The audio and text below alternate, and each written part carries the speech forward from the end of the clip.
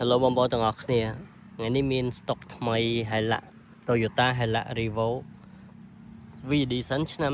022ម្ចាស់ដើមទី1បងប្អូនប្រភេទឡានមកទឹកស្លាកលេខឥឡូវនេះកាត់បាន stock ថ្មីហ្នឹងគឺថាមែនតើឡានផែនស្អាតបងប្អូនជិះបាន 60000 គីឡូប្រើតិចមែនតើឥឡូវនេះជាប្រភេទ pick up បាទគីឡូតិចហើយផែនស្អាតមួយទៀតហើយបងប្អូននេះបោះចង់បានពពួកRevo អាចមកមើលបានហើយបាទ V Edition ឡានផែនស្អាតនិយាយទៅឡានម្ចាស់ដើមទី1នេះគឺថានៅសំណុំតែម្ដងបងប្អូនដងខ្លួនហើយឥឡូវគេបានលេង body កង់អញ្ចឹងមកស្អាតនេះវាបងប្អូនមកឃើញអញ្ចឹងបាទឈ្នាន់ជន់យ៉ាន់ពណ៌រៀងកម្ៅអញ្ចឹងមកពណ៌ថ្នោតអញ្ចឹងមកស្អាតមែនតើបាទលេខប្រភេទមកទឹកស្លាកលេខបងប្អូនឥឡូវនេះបើសិនជាស្រឡាញ់ពពួកនេះអាចមកមើលបានបាទកាមេរ៉ាអីមក complete ហើយ option ពួកឆ្នាំខ្ពស់នេះសាច់ត្រង់វាស្អាតអត់មានប្រើប៉ុកពើទេនេះឃើញជាក់ស្ដែងអញ្ចឹង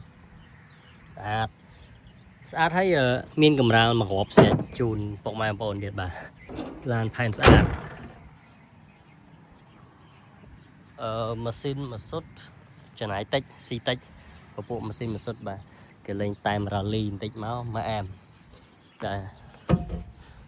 ឥឡូវនេះខាងក្នុងប្រភេទកៅអីចុចឡើងសេតសេរីកញ្ចក់អីហ្នឹងឡើងសេតកញ្ចក់សេរីហើយនេះគីឡូបង60000គីឡូតិចមែនតើខ្ញុំ focus ជូន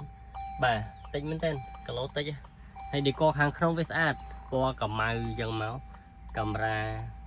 record អី complete អស់ហើយបងប្អូនស្បែកពុកកៅអីអីពណ៌ខ្មៅកម្ៅស្អាតបាទពពួកនេះគឺប្រើស្រួលម៉ាស៊ីនម៉ាស៊ុតអញ្ចឹងចំណាយតិចចន្លោះពី7លីត្រទៅ9លីត្រនេះខាងក្រោយបងប្អូនគ្មានទាស់ទេឡាននេះបើនិយាយរឿងបុកប៉ះអត់មានទេបញ្ជាក់ជូនបងប្អូនអត់មានបុកប៉ះអត់កាត់តអត់បដូរពណ៌ទេបាទសំណុំព្រោះឡានម្ចាស់ដើមទី1យើងស្គាល់ប្រវត្តិអញ្ចឹងស្រួលធានាជូនពុកម៉ែបងប្អូនត្មងបាទហើយលេខ BQ លេខភ្នំពេញ BQ 6398ឥឡូវនេះពុកម៉ែបងប្អូនចង់បានតកូល Toyota pick up ឆ្នាំ022 V Edition មកដល់ហើយhighlight កម្ៅបែបនេះមកជាមួយនឹងតួឡានពណ៌សអញ្ចឹងស្អាតបាណាមុខគេស្អាត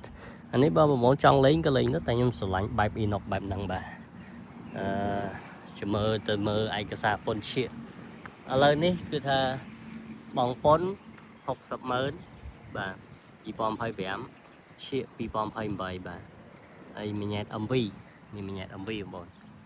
មញ៉ែត MV លេងរោងទឹកភ្លៀងអីរួចរាល់ហើយបិទរោងទឹកភ្លៀងរួចស្រេចអញ្ចឹងបងប្អូនលេងបារម្ភជាមួយនឹងការតុបតែងថែមថយអីបាទហើយបិទតែមអញ្ចឹងមកក៏ស្អាតរៀងវាតូចច្រឡឹងអូនេះប្រយុទ្ធឲ្យស្រួលកាពីតាអីកំភ្លេងអញ្ចឹងបងប្អូនToyotaសុកខ្មែរណាគេមិនល្បីបាទគឺថាប្រើវាធន់តកូល Toyota មានគ្រប់ស៊េរី SUV pick up អីហ្នឹងគឺថាល្បីល្បាញគ្រប់តែបណ្ដាប្រទេសហ្នឹងនៅលើពិភពលោកយើងតកូល Toyota បាទអូខេបើសិនជាបងប្អូនចង់បានតាក់ទងមក CK លក់ឡានខេត្តកំពង់ធំមកបងអាចទិញបានឡាននេះមួយទៅប្រើហើយបាទអរគុណជម្រាបលា